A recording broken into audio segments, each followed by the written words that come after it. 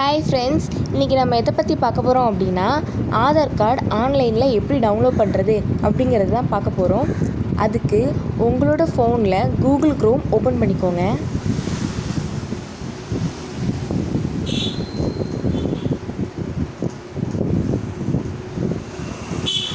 அதில் Aadhaar card download online அப்படின்னு search பண்ணிக்கோங்க.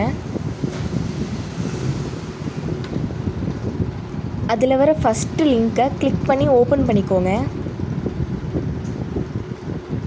மை ஆதாரில் போய் டவுன்லோட் ஆதார்னு இருக்கும், அதை கிளிக் பண்ணிக்கோங்க.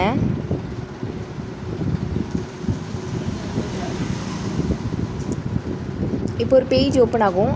அகெயின் அதில் டவுன்லோட் ஆதார் அப்படின்னு இருக்கும், அதை கிளிக் பண்ணிக்கோங்க.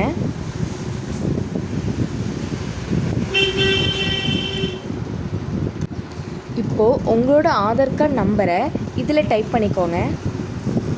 இதில் உள்ள கேப்சாவை டைப் பண்ணிக்கோங்க அண்ட் சென்ட் ஓடிபி கொடுங்க. உங்களோட ஆதார் கார்டில் எந்த மொபைல் நம்பர் கொடுத்துருக்கீங்களோ அந்த மொபைல் நம்பருக்கு ஒரு ஓடிபி வரும். அந்த நம்பரை இதில் டைப் பண்ணி வெரிஃபை அண்ட் டவுன்லோடு கொடுத்துக்கோங்க. இப்போ உங்களோட ஆதார் கார்டு கூகுள் குரோமில் டவுன்லோட் ஆகிருக்கும். அதை ஓப்பன் பண்ணும்போது ஒரு பாஸ்வேர்டு கேட்கும்.